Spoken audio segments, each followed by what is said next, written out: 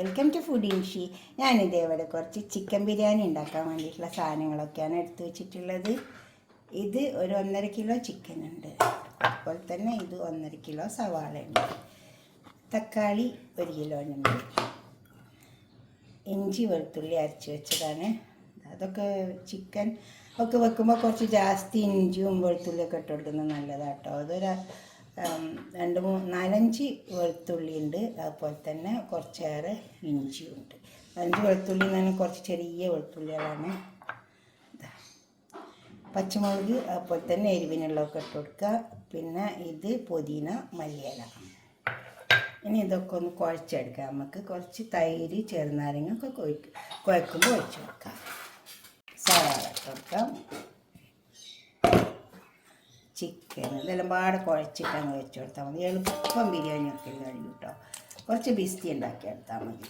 സവാള വെച്ചിട്ട് തക്കാളി, ഇഞ്ചി വെളുത്തുള്ളി, പച്ചമുളക്, മല്ലിയില, പുതിന,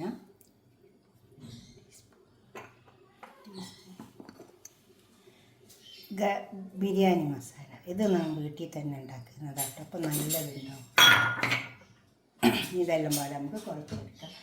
കുറച്ച് തൈര് ഇട്ട് കൊടുക്കാം. ചെറുനാരങ്ങൻ്റെ നീരൊഴിച്ച് കൊടുക്കാം.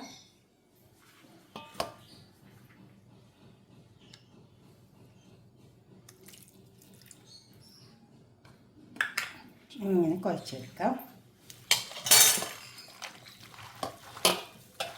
നന്നായി കുഴച്ചെടുക്കണേ. അപ്പോൾ നല്ലോണം പിടിക്കും.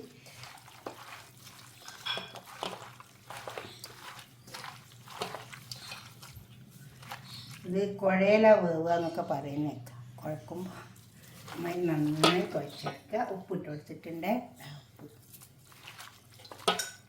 ഞാനിത് നല്ലോണം കുഴച്ചെടുക്കാം. കുഴച്ച് വെച്ച ചിക്കനില്ലേ ഇതിലേക്ക് ഇട്ട് കൊടുക്കുക.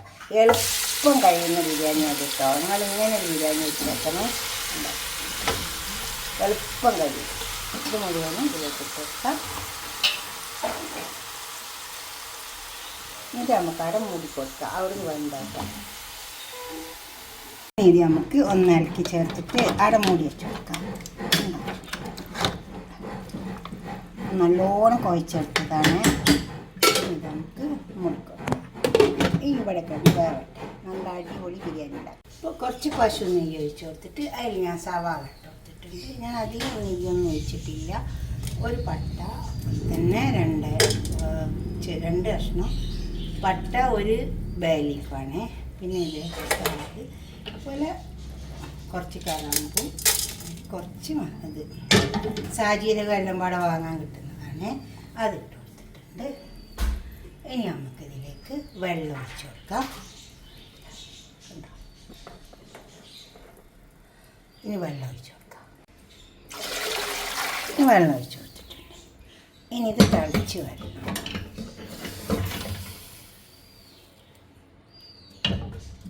അത് തിളക്കട്ടെ. നമുക്കിത് ക്ലോസ് ചെയ്ത് കൊടുക്കാം. ഉപ്പിട്ടിട്ട് ക്ലോസ് ചെയ്യണേ. ഉപ്പിട്ട് കൊടുക്കാം. കുറച്ച് ചെറുനാരങ്ങ നീര് കൊടുക്കാം. എന്നിട്ട് നമുക്ക് അട കൊടുക്കാം. വെള്ളം തിളച്ചതിന് ശേഷം അരി ഇട്ട് കൊടുക്കാം. തിളക്കുക. എളുപ്പം വെക്കുന്ന ബിരിയാണി കേട്ടോ. ഇപ്പോൾ വെള്ളം തിളച്ചിട്ടുണ്ട്. അതിലേക്ക് നമുക്ക് അരി ഇട്ട് കൊടുക്കാം. അരി വാഷ് ചെയ്തെല്ലാം വെച്ചാണ്. കുതിർത്തിയിട്ടൊന്നുമില്ല, വാഷ് ചെയ്ത് വെച്ചാൽ.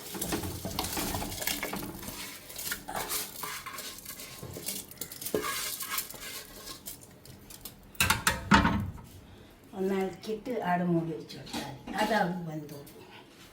എളുപ്പമുള്ള ബിരിയാണിയാണ്. അധികം മസാല ഒന്നും ഇട്ടിട്ടില്ല. അധികം മസാല ഇട്ടാൽ ബിരിയാണിയുടെ ടേസ്റ്റേ പോയി പോകും. അത് വെന്തോട്ടെ. വന്നുണ്ടോ ഇതേമാതിരി വെള്ളമൊക്കെ വറ്റി വന്നിട്ടുണ്ട്. ഇനി ഇതിലേക്ക് നമുക്ക് കുറച്ച് ബിരിയാണി മസാല ഇട്ട് കൊടുക്കാം. എന്നിട്ട് ഈ ചോറുണ്ടല്ലോ വേവിച്ച് വെച്ചേ അത് ഇതിലേക്ക് അങ്ങ് ഇട്ട് കൊടുക്കുക.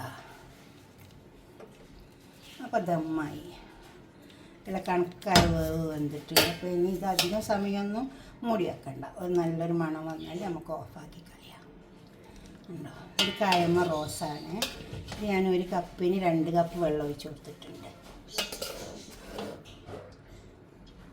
ഇതെല്ലാം ഇതിലേക്ക് അങ്ങ് ഇട്ട് കൊടുക്കുക. നല്ലോണം മേലങ്ങ് നല്ലോണം ഇട്ട് കൊടുക്കുക. ഇട്ട ചോറിലേക്ക് നമുക്ക് കുറച്ച് പിസ്ത ഇട്ട് കൊടുക്കാം. പിന്നെ ഇത് വിളമ്പണ നേരത്ത് കുറച്ച് പാത്രത്തിൽ ഇട്ട് കൊടുത്താൽ മതി. ഇതുണ്ടോ ഇങ്ങനെ ഇട്ട് കൊടുക്കാം. പിന്നെ ഞാനിതിലേക്ക് കുറച്ച് സാഫ്രോൺ കലക്കി വെച്ചിട്ടുണ്ട്, അതും കൂടെ ഒഴിച്ച് കൊടുക്കാം. അത് നല്ല ഉണ്ടാവുക. മഞ്ഞളുണ്ടെങ്കിൽ അത് കുറച്ച് കലക്കി വെച്ച് കൊടുത്താലും മതി കേട്ടോ. ഇത് നല്ല സിമ്പിളായിട്ട് വെക്കുന്ന ബിരിയാണിയാണ്. അധികം മസാലകളൊന്നും ഇട്ടിട്ടില്ല. അപ്പോൾ നല്ല ടേസ്റ്റ് ഉണ്ടാവും. ചിലർക്ക് മസാല ഇഷ്ടമുണ്ടാവില്ല. കുറച്ച് സമയം കൂടി വെച്ചാൽ ആ ചിക്കൻ്റെ ടേസ്റ്റൊക്കെ ഇതിലേക്ക് ഇങ്ങനെ ഇറങ്ങിക്കോളും. നമുക്കിതിലിവിടെ ഇങ്ങനെ ചെറിയ റോൾസ് ഇട്ട് വെക്കാം. അപ്പോൾ എന്താ പറയുക, അടിയിൽ നിന്ന് ഇങ്ങനെ തീ കത്തുമ്പോൾ ഇതിലേക്ക് ഇങ്ങനെ നല്ലൊരു മണം വരും.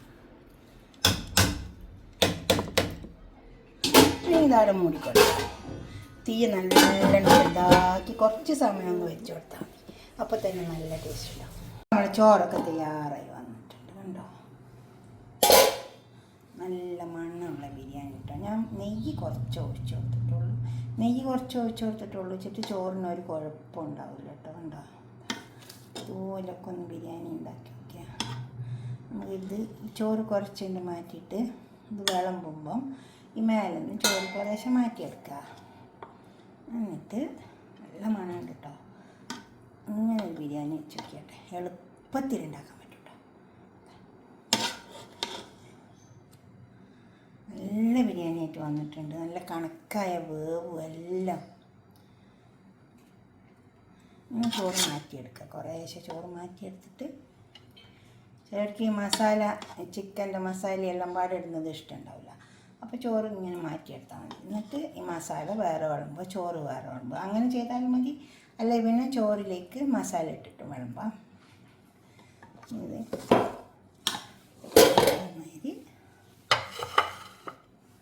ഇങ്ങനെ വിളമ്പാം.